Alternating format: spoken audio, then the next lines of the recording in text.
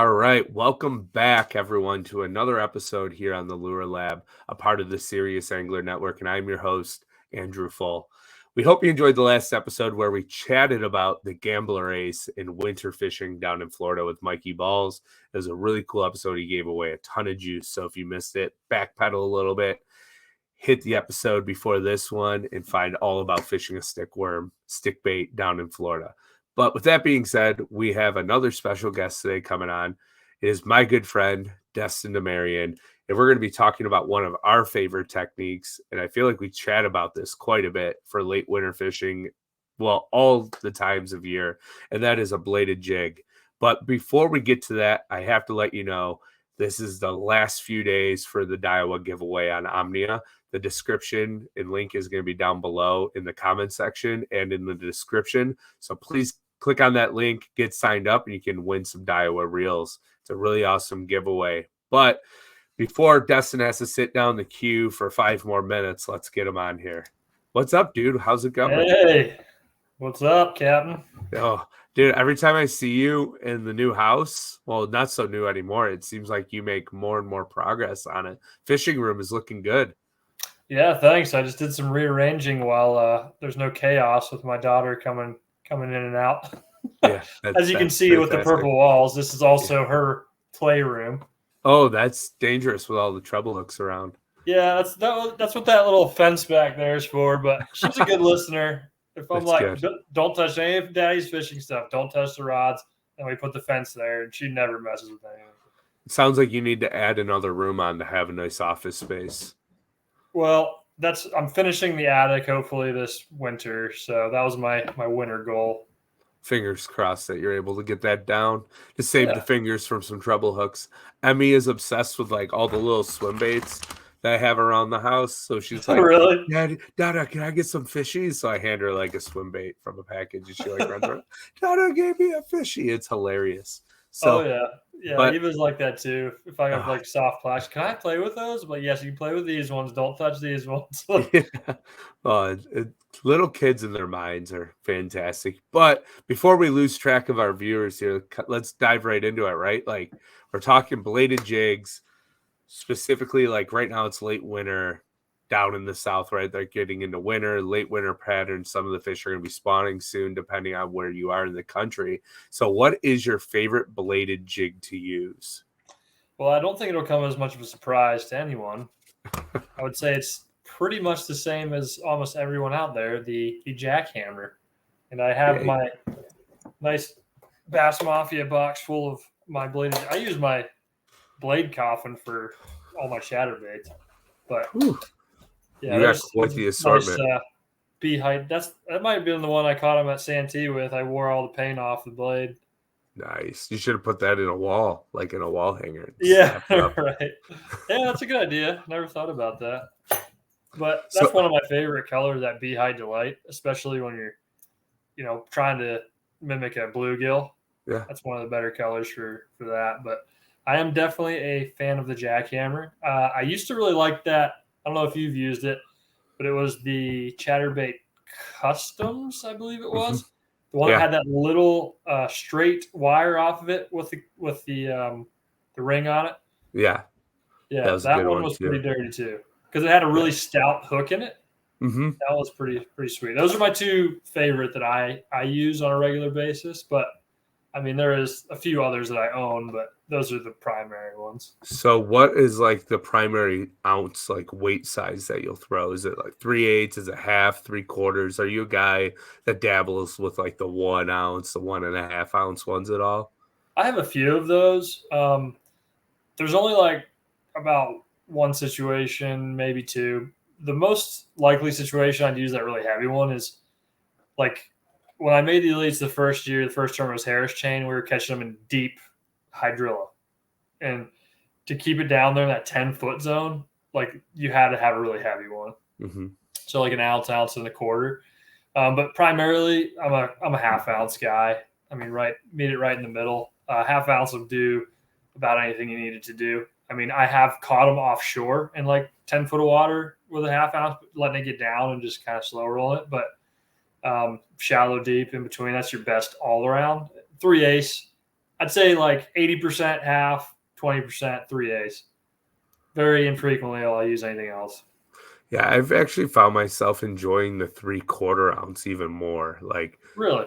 I used to throw 3/8 almost exclusively. Now I'm like a pure half and 3/4 ounce guy with the jackhammer. Like if I slide out over 8 foot, 3/4 ounce. If I'm under 8 foot, I'll use a half.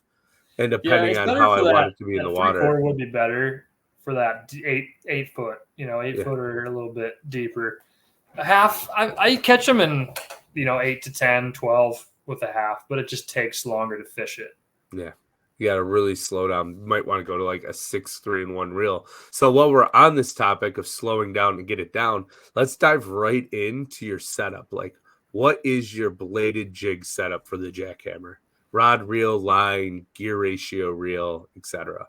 Yeah, so when I first started really dabbling with the chatterbait, did a lot of research. I mean, obviously, one of the best guys to look at for that was Brett Height, and he always was an advocate of the composite. So I Hmm. started with composite, a couple different ones. I think I was using PAL at that time, and they had a really nice composite rod that I used. Great for chatterbait, had the perfect amount of like load for casting and the delay, enough delay, but good backbone in it, with that feel too, with the graphite. So it was composite is my preferred for chatterbait, I would say. But there are situations when I would prefer a graphite, and that would primarily be if it's thick, like thicker cover. Me and my buddy were just talking about Eric. He's a guy down at Toho, and he was talking about that too. Like, I want something not as wimpy when I'm trying to rip it out of thicker grass. I want something that can, be able to rip it out easier, which the graphite is able to do that more than that glass. You don't have much feel for the grass as much like when you do have that glass. Composite's a little bit better, but some people like glass. I'm more of a composite or a graphite guy. Yeah, I feel like on that composite glass side of things, when they eat it, it's almost like a delayed reaction for us, the anglers, when they eat it, because they get it way before we ever know it. But Oh yeah, I truly believe like that that glass composite rod, you land way more fish with it because with the graphite, they smack it like you rip it out of that grass and they smack it. Our first instinct is to rip.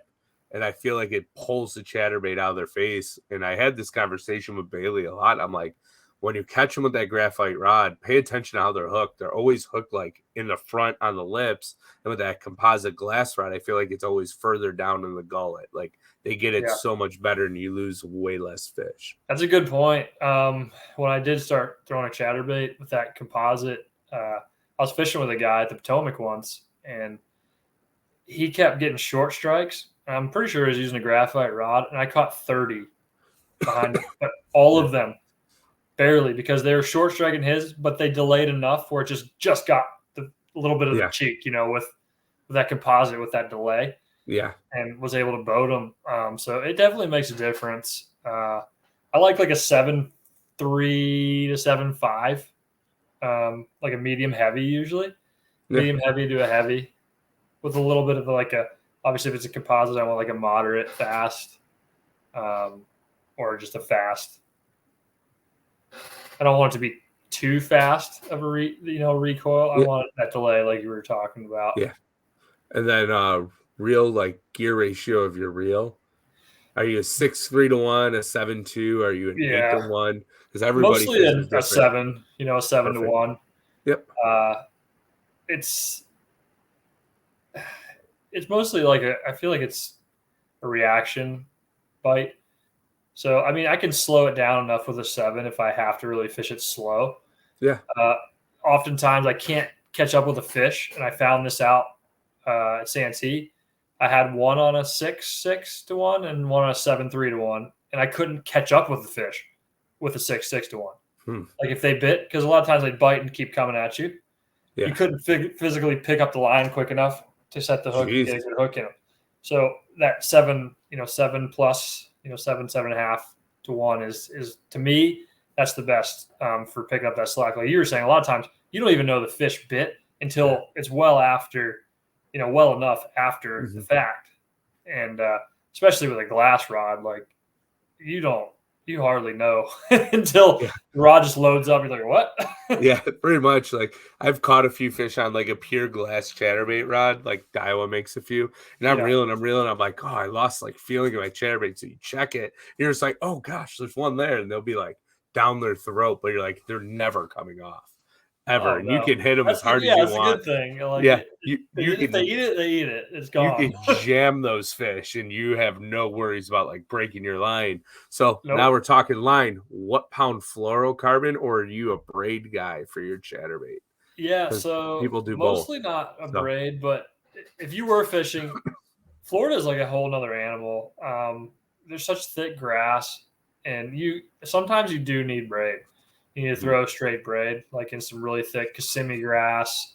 That kind of really difficult to get through cover. Braid's going to be your best friend in that sense because you can rip it through there. A lot of times with fluorocarbon, you can't even rip it through that grass. That braid will allow you to rip through that Kissimmee grass a little bit better and stuff like that. But most of the time, 90% of the time, fluorocarbon. And what pound? Are you like a 15, 17, 20 pound? Yeah, so I use Gamma Edge, very abrasion resistant, a little bit thicker diameter than most, but it is a 16 pound. Ooh. So probably the equivalent of diameter of most, 17.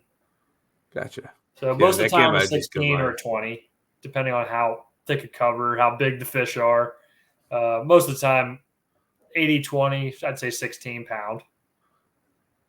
I like it. I'm right there with you, like that 15 to 17 pound test, 16, 18, sometimes 20, depending on if I'm fishing real shallow and I need to keep it up. But so let's jump into this, right? Like, what are your favorite trailers to rig on? Are you a craw guy? Are you more of like a Zako guy, like a power bait deal? Like there's thousands of endless trailers that you can add on to that's the bladed probably jig, right? And a color one of the things I think most people like kind of can get as creative as you want with it. There's a lot of things that'll work, and everything's kind of an opinion thing. There's obviously some basics as far as like that's not a Zako, but that's the Beast Coast. Yeah. It's got the little joints in it, so it's going to swim. It's going to be a subtle, just kind of tail kick with it.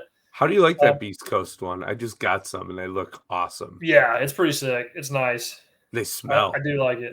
They're stanky. Oh, yeah. Yeah, it's a nice bait, though. It rigs really nice and straight. And it's a little bit like the Zakos, obviously, all the Yamamotors are real soft. Yeah. This one's soft, but like very durable. Like it holds up pretty well. So that's important. I feel like you get a couple more fish. The Z-Man stuff, that's a lot of people swear by the Z-Man stuff because look, you're going to save yourself a lot of baits by using the Z-Man. They have the Razor Shad, which is similar to the Zako, and you can use a lot of those other Z-Man trailers, the craws and stuff, and you can get a lot more fish out of them, which is nice. I don't use a lot of the Z-Man. I probably should just to save some baits.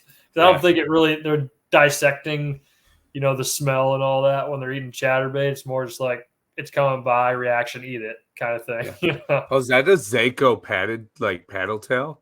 This is a Zako paddle tail. Yep. Nice. Okay, but the thing I noticed with this, it keeps it up so high. When you're throwing any kind of paddle tail on a chatterbait, it doesn't go as deep. That drag keekeeps it up higher in the water column.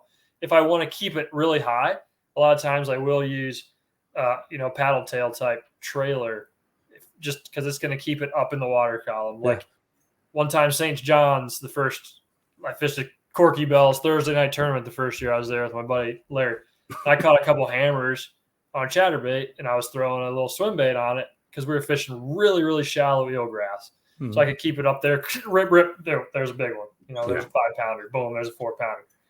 And that helped in that situation. But if I wanted to get a little bit deeper, and that's kind of where the first one that I was talking about, this one, because it's a straight tail, it's not going to have as much drag. It's going to let you get down a little deeper.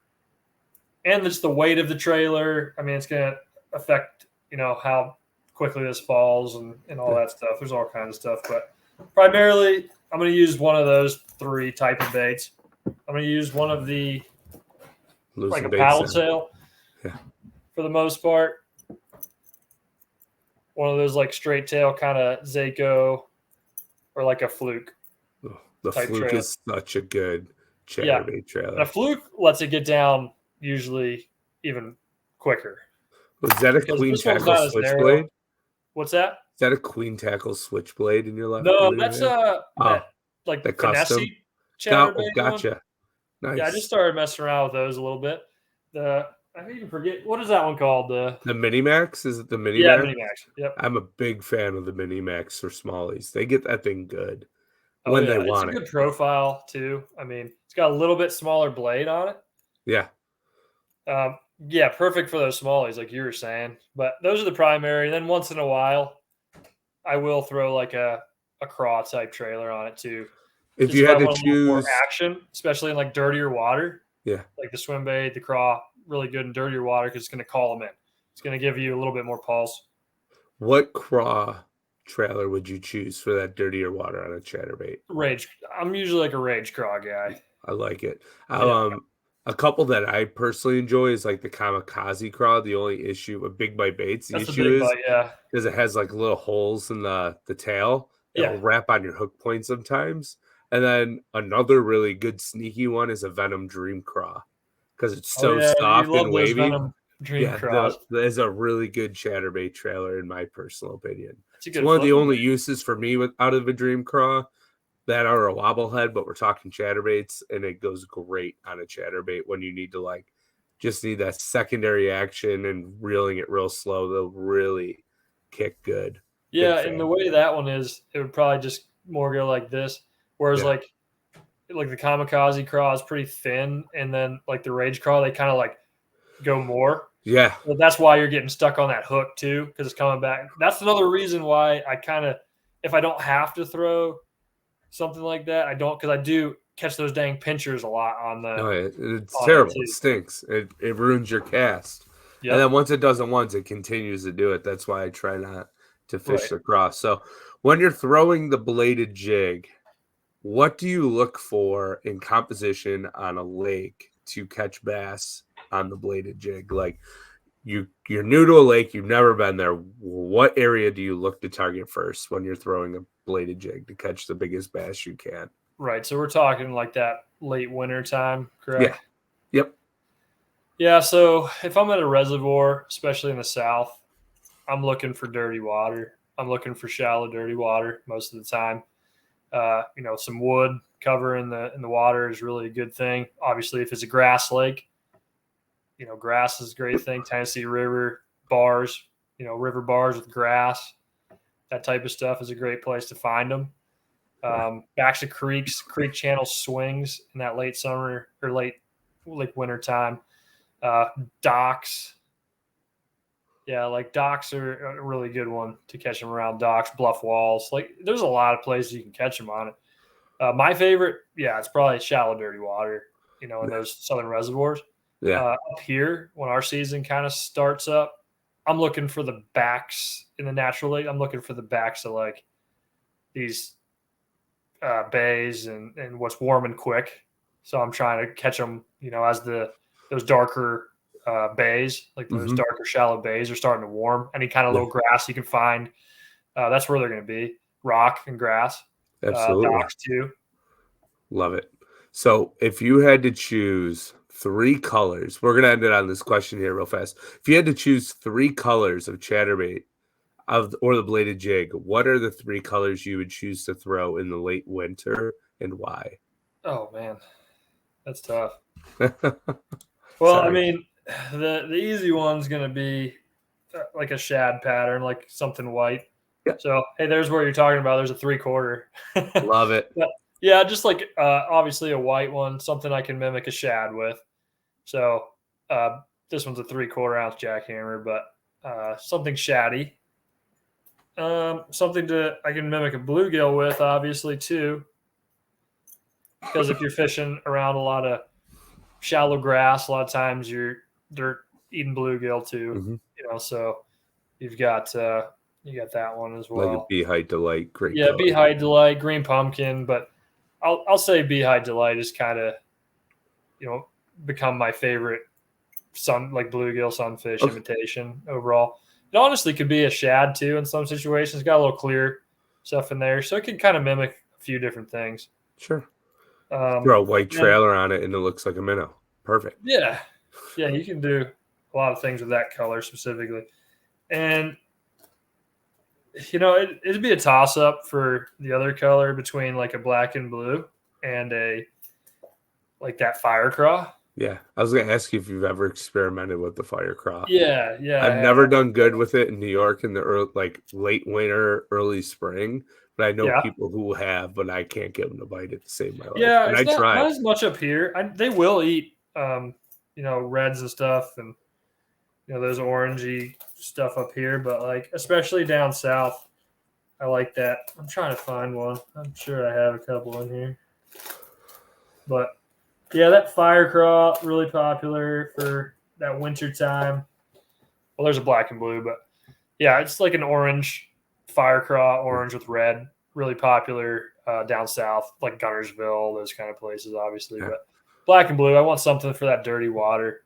Just gonna give it contrast with that black and absolutely. blue. Yeah, Could mimic a brim too, another brim imitator, but especially good in that dirty, really ultra dirty water, hmm as well as the fire craw is going to be too.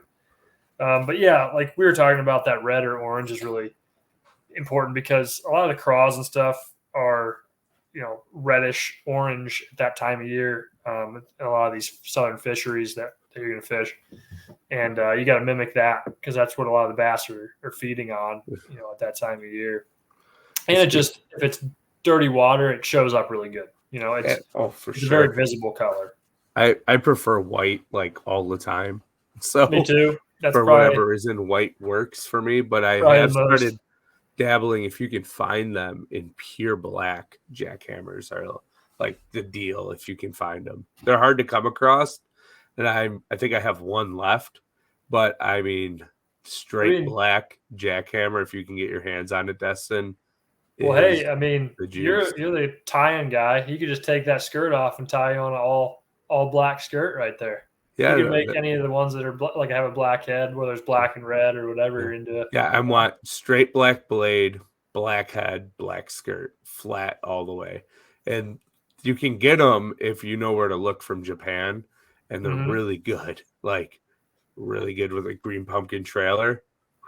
But good luck Yeah, finding that's a good point right there. Like having that contrast of a green pumpkin trailer on that black and blue or black chatterbait is really good. It just looks cool in the water, having that green pumpkin, contrasting against that black. Absolutely. I caught some big ones on it this past spring, that all black one. But there's a couple other little things I would do is like dip the tail in chartreuse or orange, depending on what they were feeding on. So you can get a little funky with it. It's it's fun. Yeah, And you can get creative with it. I mean, no question. Like that dang a couple of years ago when I caught him really good at Santee in that elite event, I was throwing the deal, that Berkeley trailer. Yeah.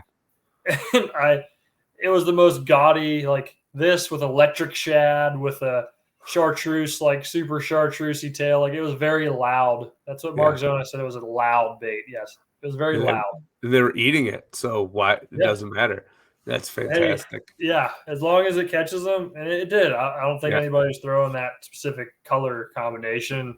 Highly doubtful. Area where there's a lot of people, and you're being very eccentric with that electric combination. Yes, it was very eccentric. It was like the Monopoly guy wearing a monocle. He's in with his top hat. That was my chatterbait. Fantastic. So before I let you run here, Destin, any other hot tips you got for our viewers here about chatterbait fishing? Yeah, really just it catches above average fish. It's something that almost can be fished 365 days a year now. I prefer it when that water's getting up into the upper 40s, the low 50s. That's when I feel like it starts really taking off. I think the best bite of it as far as like numbers, size is really good once it starts taking off, but numbers really picks up, I feel like, in that mid 50s. Like that is prime chatterbait time. So, keep that in mind wherever you're fishing. It does work very well for smallmouths. the captain there and I were talking about what was it, the mini Max? Yeah. Yeah, that one's thing. great, smaller profile for smallmouth. Spotted bass eat it too, but I catch a lot of big smallmouth on a chatterbait. Yeah, when they want it, they will eat the fire out of it. It is Yes. fun. You don't get many bites with it, but when they want that thing, they will eat it.